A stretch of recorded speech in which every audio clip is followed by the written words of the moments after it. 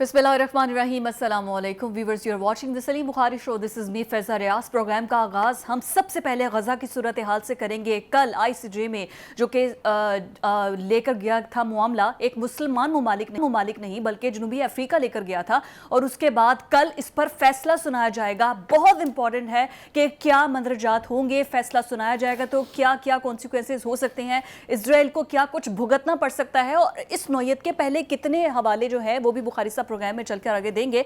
और इसके साथ साथ नेतन्याहू को जब कुछ नहीं मिला, वो बेबस हो गया, जब अपनी हुकूमत उनके खिलाफ बोल पड़ी है, हाथाबाई तक बात पहुंच चुकी है, तो अब उन्होंने कह दिया है कि हमास की जो माली मुआवनत है ना, अब वो कतर कर रहा है, तो सारी जिम्मेदारी उन्होंने कतर पर डाल दी है। ये रहा मामला एक। दूसरा, बहुत ही अहम प्रेस कॉन्फ्रेंस सेक्रेटरी खारिजा की जानिब से की गई है, और उनकी जानिब से कहा गया है कि रॉ इंडिया मुलव्वस है पाकिस्तान के अंदर ऐसी तमाम तर कार्रवाइयों में, और पाकिस्तान के अंदर आकर उन्होंने मासूम पाकिस्तानी शहरियों का कत्लेआम किया है, टारगेट किलिंग की है, अपने एजेंट को यहाँ पर बता दिया गया और उसके बाद टारगेट किलिंग करवा दी गई है। ये सेक्रेटरी खारिजा की जानिब से आज कहा गया है। नाम भी लिए गए हैं, इस पर भी डिटेल डिस्कशन करेंगे। और प्रोग्राम के लास्ट में बहुत ही इंपॉर्टेंट कि आगे आने वाली पेट्रोल पॉलिसीज़ क्या हो सकती हैं, पेट्रोल और डीजल की कीमतों में इजाफा होगा, कमी होगी। प्रोग्राम के लास्ट में हम आपको बताएंगे कि क्या पॉलिसीज़ हो सकती हैं। सबसे पहले बुखारी साहब, गज़ा की सूरत हाल पर कि हम तो कुछ कर नहीं सकते ना, हमने तो सिर्फ मजम्मत ही करनी है, OIC ने भी बस मजम्मत ही करनी है, लेकिन कल अब आलमी अदालत इंसाफ इस पर फैसला सुनाएगी। क्या कुछ हो सकता है, इसराइल को कितना बड़ा सेटबैक हो सकता है कल? जी, आपने बिल्कुल ठीक कहा, ये बहुत बड़ी डेवलपमेंट होने जा रही है कल यकीनी तौर पे। और ये 17 रुकनी आलमी अदालत जो है, इसमें जो प्रोसीडिंग्स हुई हैं अब तक, जो उनका मूड्स हैं, जो उनकी बॉडी लैंग्वेज है जी, उससे जो लग रहा है कि किस किस्म का फ़ैसला आएगा उस पर भी हम बात करेंगे। और अगर वैसा ही फ़ैसला आ रहा है जैसे कि हम तवक्को कर रहे हैं, तो फिर उसकी क्या इम्प्लीकेशंस होंगी, उसके हवाले से भी हम बात करेंगे। लेकिन अदालत की बात जब भी आती है तो मुझे फैज़ अहमद फैज़ का वो शेर जो है वो याद आ जाता है कि मिट जाएगी मखलूक तो इंसाफ करोगे, मुनसिफ हो तो फिर हश्र उठा क्यों नहीं देते। ये मौका है आलमी अदालत के पास, और मुझे तवक्को है कि इज़राइल की तवक्कात और ख्वाहिशात के बरक्स ये फ़ैसला जो है ये फ़लस्तीनियों के हक़ में आने जा रहा है। इसलिए कि जो अब तक के इंटरव्यूज़ हुए हैं, जो अब तक की प्रोसीडिंग्स हुई हैं, जो आपको याद होगा कि जो चार्जशीट पढ़ के सुनाई गई थी उनके अपने जज ने, वो बिल्कुल हमने प्रोग्राम में डिस्कस भी की थी। उसके नतीजे में जो फ़ैसला मुतवक्को है वो ये है कि आलमी अदालत इंसाफ ये तस्लीम कर ले कि इज़राइल ने वहाँ नस्लकुशी भी की है और वो जंगी जराइम का मुर्तकब भी हुआ है और मुजरिम है। तो वो ये जजमेंट अगर दे देती है कि ये Israel is found guilty of genocide and war crimes, तो ये मामला फिर साउथ अफ्रीका लेके जाएगा सिक्योरिटी काउंसिल के पास। तो ये माई बाप जो अमेरिका है वो होने देगा? बिल्कुल, आपने ठीक सवाल किया, और बिल्कुल यही होगा जैसा आप तवक्को कर रही हैं कि अमेरिका जो है अपनी आदत के ऐन मुताबिक, जिस तरीके से वो बहुत बड़ा माँ बाप बना हुआ है इज़राइल का और उसकी करतूतों का और उसकी हरकतों का, तो वो वहाँ उसे वीटो कर देगा। अगर आपको याद हो, हम नाज़रीन को भी याद दिला दें कि इससे पहले अमेरिका 2 मरतबा ऐसी ही करारदादें जिसमें इज़राइल के इक़दामात की मज़म्मत की गई थी और उसको जंग बंद करने के लिए कहा गया था, उन पर वीटो इस्तेमाल कर चुका है।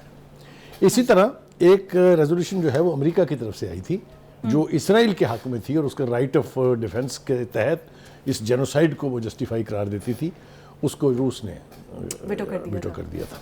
तो ये तो है सूरत हाल इंटरनेशनल यानी यूनाइटेड नेशन की सिक्योरिटी काउंसिल की। ये कुछ अब ये मामला जब वहाँ जाएगा और वीटो हो जाएगा तो फिर उसके बाद साउथ अफ्रीका के पास ये इख्तियार हासिल है कि वो ये मामला लेके यूनाइटेड नेशन की जनरल असेंबली में चला जाए। अच्छा, ये पॉसिबिलिटीज़ हैं, वैसे तो एक्सपेक्टेड है भी कि वीटो कर देगा अमेरिका, उसके बाद नेक्स्ट स्टेप है ये? नेक्स्ट स्टेप ये है कि साउथ अफ्रीका अपनी यही जो फैसला है आलमी अदालत का, ये करारदार की सूरत में लेके जाएगा जनरल असेंबली में। ओके, जनरल असेंबली का हम थोड़ा सा याद करा दें फिर कि जनरल असेंबली में 2 करारदादें पास हो चुकी हैं इजराइल के वॉर क्राइम्स के अगेंस्ट, जेनोसाइड के अगेंस्ट और जंग बंद करने के यानी फेवर में बड़ी मेजॉरिटी के साथ दोनों रेजोल्यूशन जो है वो पास हुई हैं। दैट मीन्स कि अब लोगों को ये पता है कि जनरल असेंबली का मूड क्या है। वहाँ ये मामला जाएगा तो जो इकदामात हो सकते हैं ज़रा उसके ऊपर थोड़ा सा मेरे ख्याल से तफसील से हम अपने नाज़रीन को बता दें। हाँ। पहली बात तो ये है कि जी जनरल असेंबली जो है वो ये फैसला कर सकती है कि इसराइल की यूनाइटेड नेशन के फ्लैग के नीचे दुनिया भर में जो एक्टिविटीज़ हैं उसमें उसकी शिरकत जो है उसको मुअत्तल कर दे। That could be the possibility. ये that is one option with the Option, general assembly, yes. That is one authority of the general assembly. Okay. ठीक हो गया जी। This will be a very big blow, Yes, इसलिए कि फिर दुनिया के साथ absolutely. उसका सारे राब्ते खत्म मुनक़ता हो हो जाएंगे, जाएंगे। मुनक़ता हो जाएंगे। दूसरा वो ये करेगी कि फ़लस्तीन जो है उसको बाकायदा रुकन बना ले।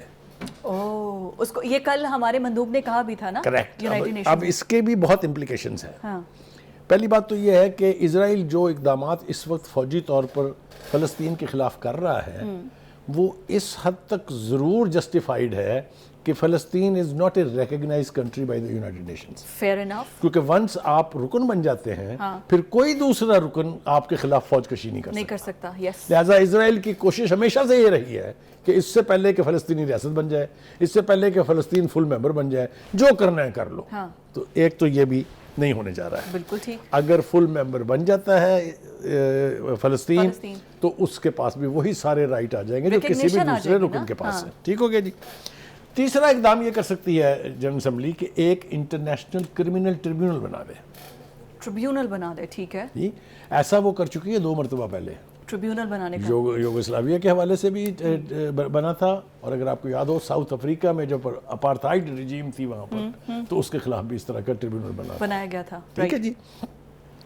Last but not the least, general assembly अगर चाहे तो इकोनॉमिक वो यानी इक्तिसादी पाबंदियां जो है इकोनॉमिक सैंक्शंस लगा सकती है। और ये ऐसा भी यूगोस्लाविया के खिलाफ भी हो चुका हुआ है, साउथ अफ्रीका के खिलाफ भी हो चुका हुआ है, आपको याद है। बिल्कुल ठीक है। ये अब ये मंजरनामा जो हम देख रहे हैं अगर ये इसी तरह होने जा रहा है, और हम तवक्को करते हैं खुदा करे कि ऐसा ही हो कि आलमी जो अदालत है इंसाफ की हम तवक्को करते हैं कि वहाँ बाज़मीर लोग बैठे हुए हैं जो खुली आंखों से देख रहे हैं कि फ़लस्तीन के अंदर क्या कत्ल गारत हो रही है, क्या रियासती दहशतगर्दी हो रही है।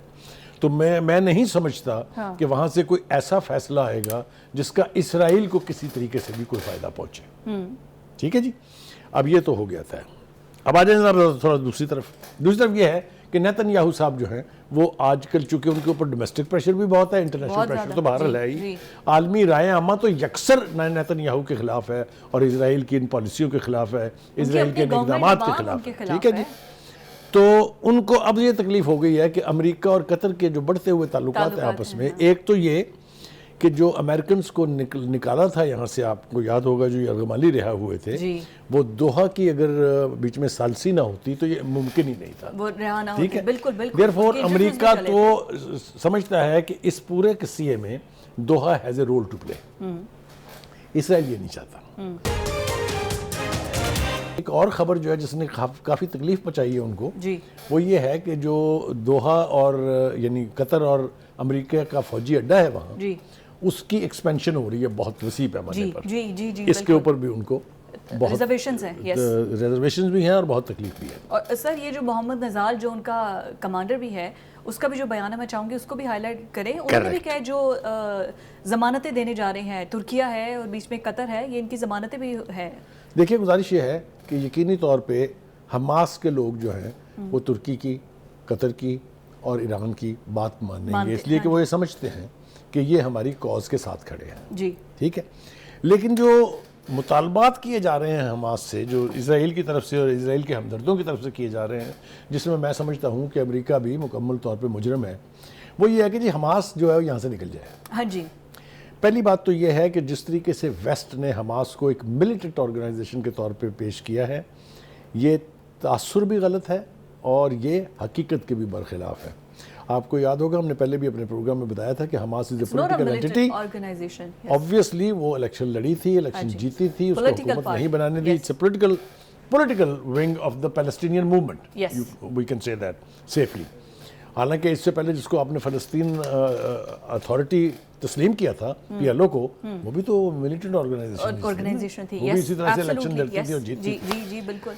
सो एक तो उनका जो तर्जुमान है उसका नाम है मोहम्मद नज़ाल, उसने कहा है कि इस किस्म का कोई मुतालबा जो है ना हम मानने का तो सवाल ही पैदा नहीं होता, हम सुनने के लिए भी तैयार नहीं। ये सरजमीन हमारी है, और इस सरजमीन पर हम मौजूद रहेंगे, कोई दुनिया की ताकत हमें नहीं हटा सकती है।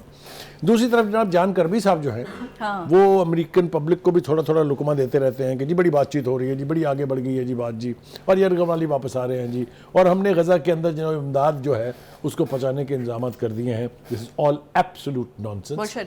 इसलिए कि नेतन्याहू ने उसको लाल झंडी दिखा दी है, वो कुछ सुनने के लिए तैयार नहीं। वो इतना बदमस्त हाथी की तरह से इस वक्त फौजी जुनून में मुब्तला है कि कोई बात सुनने के लिए तैयार नहीं। लेकिन तारीख बड़ी जालिम है, तारीख ऐसे है, इससे बहुत बड़े बड़े मिलिट्री डिक्टेटर्स जो थे, ये जो इससे बहुत बड़े बड़े ताला आजमा थे, उनका क्या हाल हुआ है वो तारीख के सफ़ों के ऊपर लिखा पड़ा है, किसी से पोशीदा नहीं है। हाल इसका भी जो होगा वो भी दुनिया देखेगी, एंड मुमकिन है, मैं नहीं तो आप अपने लाइफ टाइम में इसका हशर देख के जाएंगे। ये देख लीजिएगा। एक हो गया जी। अब बताइए जनाब, वहाँ एक शख्स है जिसका भाई मारा गया है, इजराइली है वो गले पड़ गया जनाब आज, फिर काबीना के लोगों के भी और मेंबर जो पार्लियामेंट के उनके गले भी। तो ये जो वहाँ रियलाइजेशन आ रही है ना इंटरनली इसराइल में, that speaks for itself. That is more damaging. And that is more not only damaging, वो ये है कि नेतन्याहू साहब को तो अपनी खैर मनानी चाहिए। बहरहाल ये तो मैं आपको बता रहा हूँ, वो अगर इंटरनेशनल ट्रिब्यूनल के हत्थे ना भी चढ़ा, वो अगर आलमी अदालत इंसाफ के प्रिव्यू में ना भी आया, तो उसको उसकी कौम ही नहीं छोड़ेगी। फ़लस्तीनी तो खैर उसको क्या छोड़ेंगे, वो अगर आ गया हाथ तो, लेकिन उसको अपनी कौम के हाथों भी बड़ी हजीमत भी उठानी पड़ेगी। अभी भी उठा रहे हैं ऑलमोस्ट। लेकिन बुखारी साहब यही बात आपने पहले भी कही थी कि ये एक माइंडसेट का नाम है जो कि नेतन्याहू इस टाइम कर रहा है। इसके बाद भी अगर कोई आएगा तो वो माइंडसेट वही होगा। देखिए मैं अर्ज करूं आपसे, हमने पहले भी कहा था कि 1948 से शुरू हो जाए, जितने भी सक्सेसिव प्राइम मिनिस्टर आए जब से ये सेवनी रियासत वहाँ कायम हुई है, किसी ने कोई कसर नहीं छोड़ी। वो चाहे खातून गोल्डा मेयर थी या चाहे शमून पेरिस थे, बेपना नाम है, आप लीजिए बिन गोरियन है, फलां फलां फलां, उन सब ने जुल्म और सितम की इंतहा मचाए रखी। किसी ने साबरा शतीला किया, किसी ने जेनोसाइड किया रिफ्यूजी कैंप्स में। और आजकल आप देखें जो दुनिया की किसी बदतरीन जंग में नहीं हुआ कि आप टारगेट करें अस्पतालों को, चलती सड़कों के ऊपर एम्बुलेंसेस को। तो ये वो कहते हैं ना कि एक पंजाबी में एक मिसाल है, अत खुदा दा वैर। I think Netanyahu has done that अत। अब खुदा के साथ दुश्मनी अगर उसने ली है तो उसका नतीजा भी वही भुगतेगा। बिल्कुल बिल्कुल ऐसा ही है। और आई थिंक ये सिर्फ नेतन्याहू नहीं, उसकी पूरी जो बाकी माइंडसेट है ना, उसको भी इसका सामना करना पड़ेगा। सर लास्टली मैं चाहूँगी, जो कतर पर इल्ज़ाम लगाया नेतन्याहू ने कि वो माली मुआवनत कर रहा है, ये बस एक स्टेटमेंट की हद तक था या डाइवर्जन था? इस पर वन लाइनर अगर देखिए, गुजारिश ये है कि वो अपने एक्ट को जस्टिफाई करने के लिए किसी किस्म का इल्ज़ाम लगाने से भी बाज नहीं आते।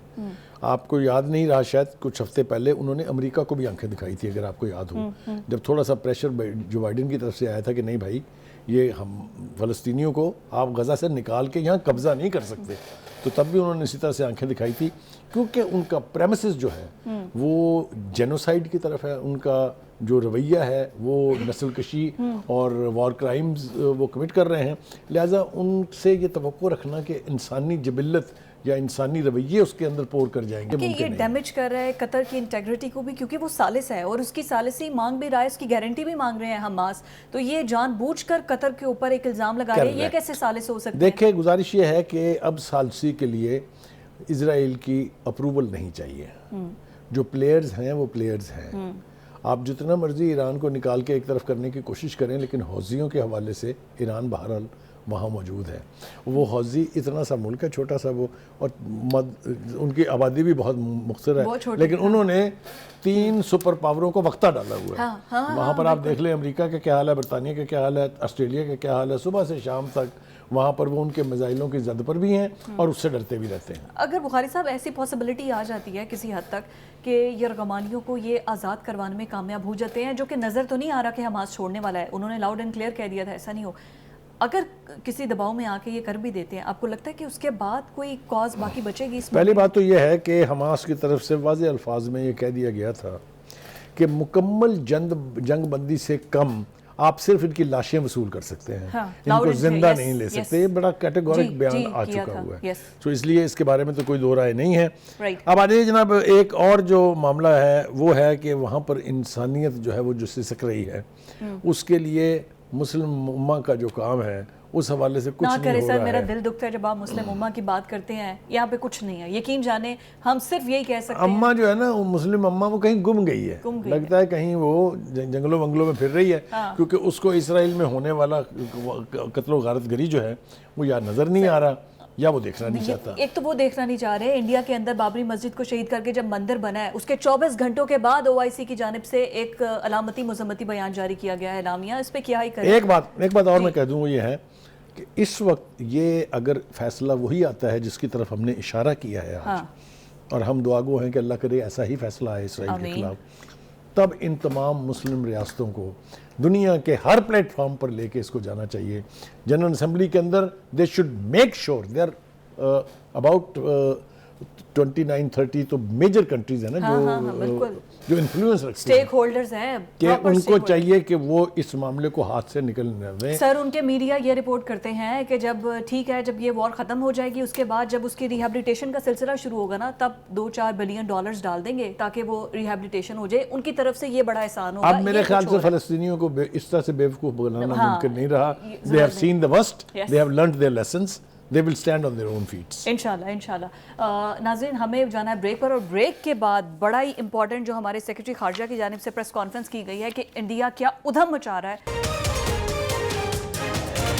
कल की ग्लोबल टाइम्स की जो रिपोर्ट है वो भी यही बताती है कि पाकिस्तान और ख़ास तौर पर बलूचिस्तान में जो दहशतगर्दी है उसमें रॉ और इंडिया मुलव्वस है। और आज सेक्रेटरी खारजा की जानिब से जब एक प्रेस ब्रीफिंग दी गई है, डिटेल प्रेस ब्रीफिंग में बताया ये गया है कि जो 2 मासूम पाकिस्तानी शहरी थे उनकी टारगेट किलिंग की गई है, और उसके सबूत भी हमारे पास मौजूद हैं कि उसके पीछे इंडिया रॉ मुलव्वस है। कुलभूषण सबसे बड़ी एग्जाम्पल है। इसके अलावा कनाडा में, अमेरिका में, ब्रिटेन में ये सारे प्रूफ्स हैं कि दहशतगर्दी के पीछे इंडिया मुलव्वस होता है। बुखारी साहब, मेरा इस बात से तो बिल्कुल कोई इतफाक नहीं है कि इंडिया दहशतगर्दी में मुलव्वस है, लेकिन मुझे दुख इस बात का है कि हमारे सेक्रेटरी खारिजा इतने प्रूफ्स होने के बावजूद, सब कुछ होने के बावजूद, मामला कहीं बाहर फोरम पर लेकर जाने के, आईसीजे में लेकर जाने के, एमनेस्टी इंटरनेशनल में, यूनाइटेड नेशंस में, कहीं पर ले जाने के हम प्रेस ब्रीफिंग करके हार हैं।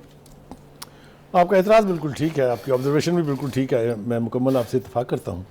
लेकिन आपके सवाल का जवाब देने से पहले मेरे ख्याल से एक थोड़ी सी तज़हीर जिसको कहते हैं वो ज़रूरी है। कि कल के प्रोग्राम में आपको याद होगा हमारे प्राचा साहब तो उनका नाम नहीं है, वसीम ताज साहब हैं, उन्होंने हमसे एक शर्त लगाई थी। उन्होंने कहा जी आपसे गलती हो गई। हाँ जी। वो ये कि जो इजलास था नेशनल असम्बली का जिसमें आपने सूरी साहब को जी। वो बड़ी जज्बाती अंदाज में देखा, हाँ जी। वो अदम इत्मीनान की तहरीक जो है उसको रूल आउट करने के हवाले से रूलिंग थी। असम्बली तोड़ने का ना उनके पास इख्तियार था और ना ही उन्होंने ये ऐसा किया। I sit corrected, he was right, मगर अब हम जुर्माना कोई नहीं देंगे उसको। चलिए, ये तो होगा जी तज़हीर, ठीक हो गया। अब आ जाइए जनाब आपके सवाल की तरफ। देखिए, गुजारिश ये है कि बिल्कुल आपने ठीक कहा कि सेक्रेटरी खारजा ने आज हमें बहुत तफसील के साथ बताया कि हिंदुस्तान किस तरीके से आलमी सतह पर तो खैर प्रूवन है ना ऑलरेडी, पाकिस्तान में किस तरीके से दहशतगर्दी को स्पॉन्सर करता, यहाँ पर रा के एजेंटों के थ्रू मकामी लोगों को हायर करते हैं सोशल मीडिया के ज़रिए से, और किस तरह दहशतगर्दी के मुर्तकब होते हैं। उन्होंने तफसील एक आम यानी जुमला नहीं फेंका, उन्होंने फिर उसकी तफसील मुहैया की है। वो ये फरमा रहे हैं जी कि अशोक कुमार आनंद और योगेश कुमार ये भारतीय लोग हैं जो सहूलतकारी करवाते और फिर उसके ज़रिए कत्ल करवाते हैं, और ख़ास तौर से जिसका आपने जिक्र किया टारगेट किलिंग करवाते हैं। हमारे यहाँ 2 पाकिस्तानियों की टारगेट किलिंग हुई, एक का नाम मोहम्मद रियाज था, वो मस्जिद के अंदर कत्ल किए गए थे, और दूसरे शाहिद लतीफ़ थे जो मस्जिद के बाहर फजर के वक्त कत्ल किए गए थे।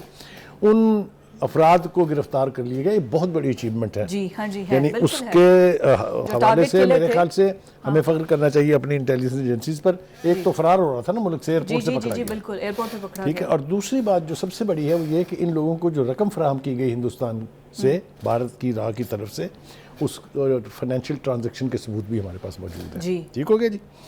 दूसरी बात यह है, इनके इकबाली बयान मौजूद है, इन्होंने तो सारा पोल खोला है कि इंडिया के लोगों ने हमें हायर किया था। एब्सोल्युटली, मतलब वो सेक्रेटरी खारजा का कहना ये था कि ये अनडिनाएबल प्रूफ है, इनको ये नाकाबिल तरदीद सबूत जिसको कहते हैं। इससे कुलभूषण से बड़ा हमारे पास प्रूफ क्या है? अभी आते हैं उसकी तरफ, कुलभूषण की तरफ भी आते हैं। सेक्रेटरी खारजा ने कहा कि अब ज़रूरत इस बात की है कि हिंदुस्तान का घेराव किया जाए, उसका अहाता किया जाए, कि कि वो दुनिया भर में जो दहशतगर्दी कर रहा है and he gets away with it. आप देखिए ना कि कोई उसको पूछने वाला नहीं, वो कनाडा में जाके एक सिख रहनुमा कत्ल कर दे, वो अमेरिका में एक सिख रहनुमा के कत्ल की मनसूबाबंदी करे, और जिसको हायर करें वो अमेरिका की इंटेलिजेंस एजेंसी का सामना।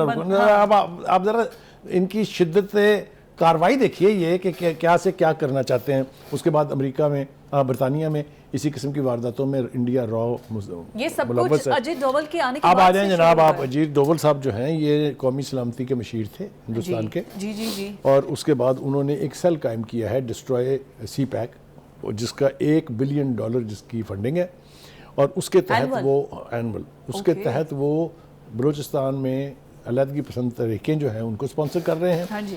और जो सबसे बड़ा सबूत है वो ये है कि हमने रंगे हाथों पकड़ा है भारतीय नेवी का एक ऑफिसर, सीनियर ऑफिसर, जो ईरान में बैठ के पाकिस्तान के ख़िलाफ़ अलहदगी पसंद तरीक़ों को भी शह दे रहा था और दहशतगर्दी के वाक़यात भी करवाता था, कत्ल गारत भी वहाँ हो रही थी। ये BLA के जो हैं ये तमाम लोग ये इंडिया जाके फेक IDs पर अपना इलाज करवाते हैं। हाँ हाँ, ये न सिर्फ ये बल्कि पूरी दुनिया में ट्रैवल करते हैं, इनको पासपोर्ट तक दिए हैं हिंदुस्तान ने। ये सारे प्रूफ जो हैं ये मौजूद है। मेरे ख्याल से हम पहले भी एक दफ़ा कह चुके हैं, हम फिर दूसरी दफ़ा कह रहे हैं कि ज़रूरत इस बात की है कि हम सफारतकारी के ज़रिए हिंदुस्तान की इस तमाम तर हरकत को लेके एक बाकायदा कैंपेन बनाएं। हम ना ये सिर्फ एक प्रेस कॉन्फ्रेंस कर देना या एक बयान जारी कर देना, इससे कुछ नहीं होगा। दूसरा ये कि हमारे मीडिया में भी इस बात की ज़रूरत है कि जिस तरह से हिंदुस्तान का मीडिया, देखिए जब यहाँ पर कोई पाकिस्तानी कत्ल होता है और करते भी राह वाले हैं उसको, तो वहाँ जश्न मनाया जाता है बाकायदा। जी जी जी, आपने देखा हमारे यहाँ कसम पुरसी का हाल ये है कि हिंदुस्तान में किस किस किस्म के वाक़यात नहीं हुए हैं।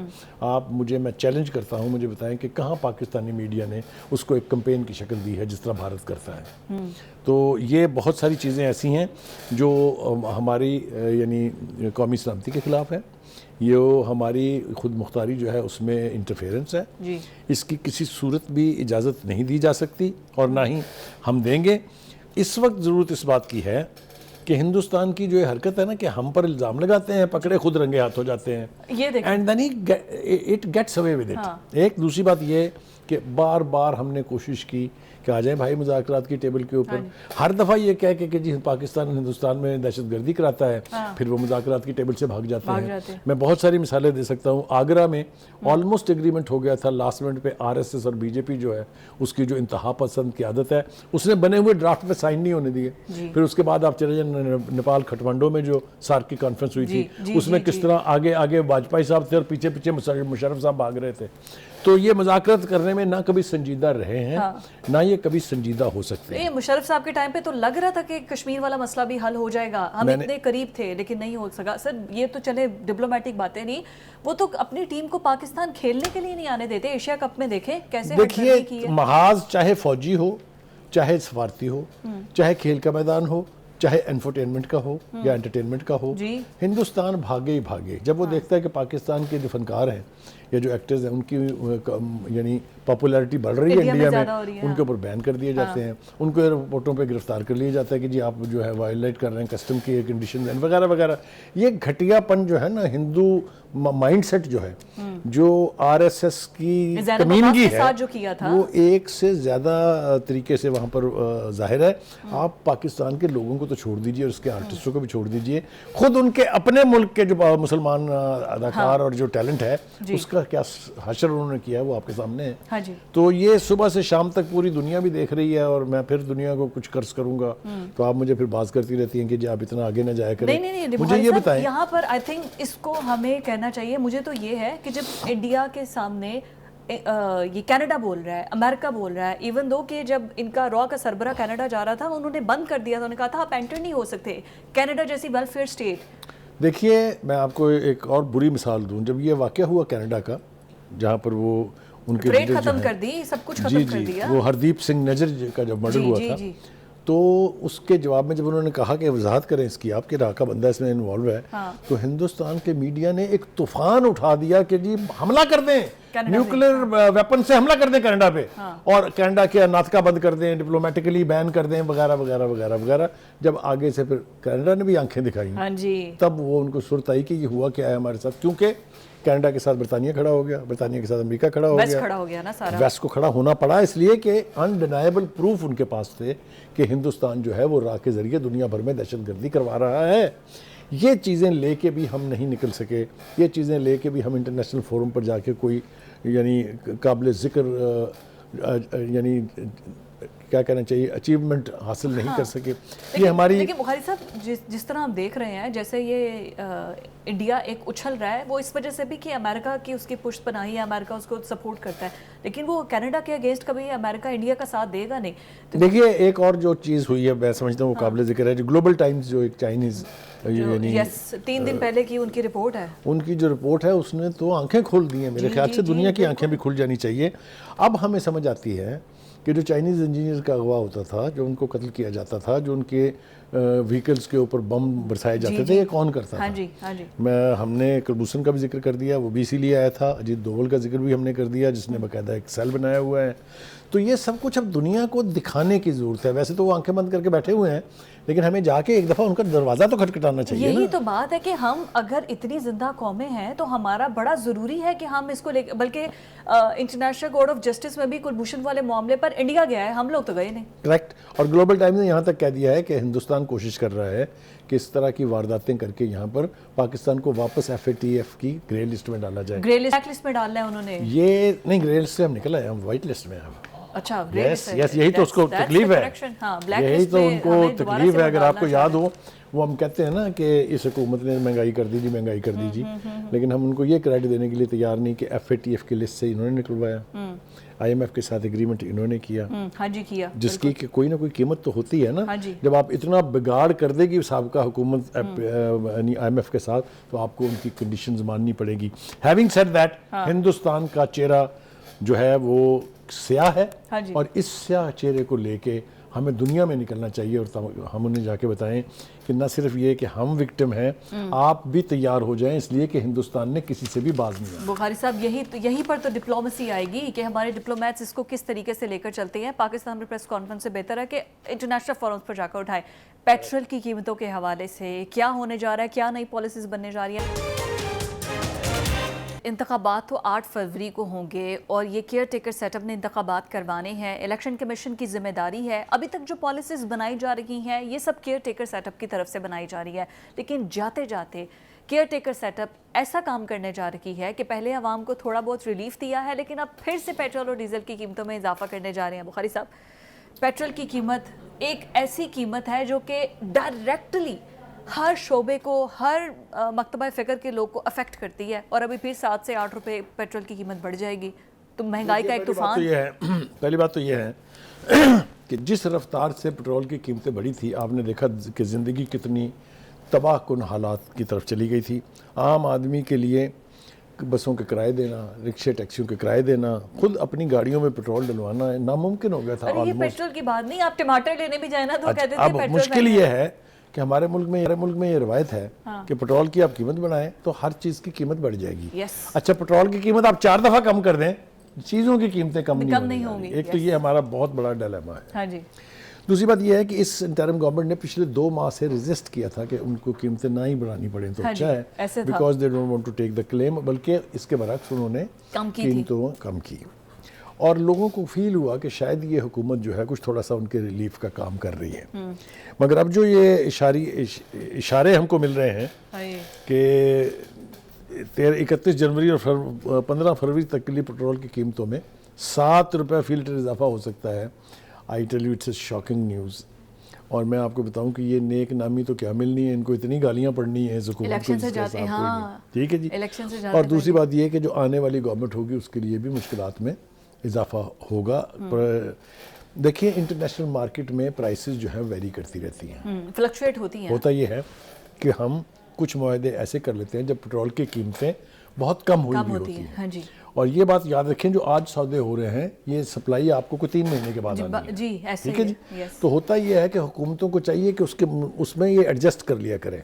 लेकिन मेरे ख्याल से कोई पिछले 2-3 साल से, ख़ास तौर से महात्मा साहब के दौर से, वो रीएडजस्टमेंट वाला प्रोसेस जो है वो रुका हुआ है। इसलिए जो कीमतें एक दफ़ा बढ़ गई वो पीछे जाने का नाम ही नहीं ले अच्छा। हाँ दूसरी बात ये कि ये हमारे यहाँ जो बिदत है और बहुत बुरी बिदत है कि कीमतें एक दफ़ा बढ़ा दो तो फिर घटानियाँ नहीं है। हाँ। ठीक है। चीनी को और देख लो, ग्रास रूट सब्जियों लेवल को पे देख चलिए लो। जी, जो चीज़ें इंपोर्ट हो रही हैं, मैन्युफैक्चर हो रही हैं, उनकी कीमतें बढ़ जाए को आपको समझ भी आ जाती है कि चलिए जी पेट्रोल खर्च हो रहा होगा। मुझे ये बताएं, खेतों में उगने वाली चीज़ें ज़राई मुल्क में आपकी ज़राअत से हर चीज़ वो कहते हैं जी पेट्रोल से जवाब वो उसका ट्रांसपोर्टेशन भी पे पेश डालते कर हैं। देंगे कि जनाब देखिए ट्यूबवेल चलते हैं जी, ट्रैक्टर चलते हैं जी, थ्रेशर चलता है हाँ जी। जी, लेकिन ट्रांसपोर्टेशन है। ये सब कुछ पहले भी तो चलता था ना। ऐसे ही था। तो इसलिए हम अब इस हुकूमत से तो हमें मुतालबा करते हुए भी शर्म आ रही है, इसलिए कि ले दे के 2 हफ्ते रह गए हैं इसके हाँ पास। जी, और लेकिन हम ये सारा इनके ये सर मुतालबा जाता ज़रूर जाएगा। कर सकते हैं कि खुदा के वास्ते ये जाते जाते ये मेहरबानी ना ही फरमाएं कौम के ऊपर, तो कोई सर हर्ज जो नहीं है। मुझे ऐसा लगता है कि ये इस वजह से अपने ऊपर ले रहे हैं कि आगे जो भी गवर्नमेंट आएगी, क्योंकि उसको भी प्राइस बढ़ानी पड़ेगी, तो वो तो चाह रही है कि यही ये मलबा अपने सर पर लेके जाए। नई गवर्नमेंट क्यों ले? देखिए, अगर तो खलीज की सूरत हाल ख़राब होती है, इसराइल की जो जंग है और ख़ास तौर से हौसियों का जो हमले करना है जहाज़ों के ऊपर, इसकी वजह से ये इम्कान मौजूद है कि ये कीमतें बहुत ज़्यादा बढ़ेंगी। ओके, तो शॉर्टेज उसके लिए हाँ ऑब्वियसली सप्लाई शॉर्ट होगी तो कीमतें तो बढ़ेंगी। और इंटरनेशनल मार्केट का यही है, ये है ना डिमांड एंड सप्लाई का एक रिश्ता जी, जो है इकॉनमी के economics सारी एतबार इसी से, पर है। ये हमेशा से उसी तरह कायम रहता है। हम सिर्फ ये तवक्को कर सकते हैं कि भाई जाते जाते ये आप चांद ना चढ़ाएं तो बेहतर है। आने वाली पॉलिटिकल हुकूमत जो है वो कर लेगी, इसको हैंडल जैसे भी कर लेगी। हाँ जी। और दूसरी बात यह है, इनकी मजबूरियां हम समझते हैं। जो IMF है वो नहीं आपको रूम ही नहीं देती ना कि आप किसी आवाम की फलाह का कोई काम कर लें। जो ही आप सब्सिडी हटाने की बात करते हैं, वहाँ से डंडा जो है फटाक से सर के ऊपर आगे सर सब्सिडी हटानी है, प्राइसेस महंगी करनी है, बहुत कुछ होने वाला है। Thank you so much. Bukhari साहब हमारे साथ मौजूद थे। नाज़रीन, ये था आज का प्रोग्राम। आपसे मुलाकात होगी अब मंडे को। Stay tuned.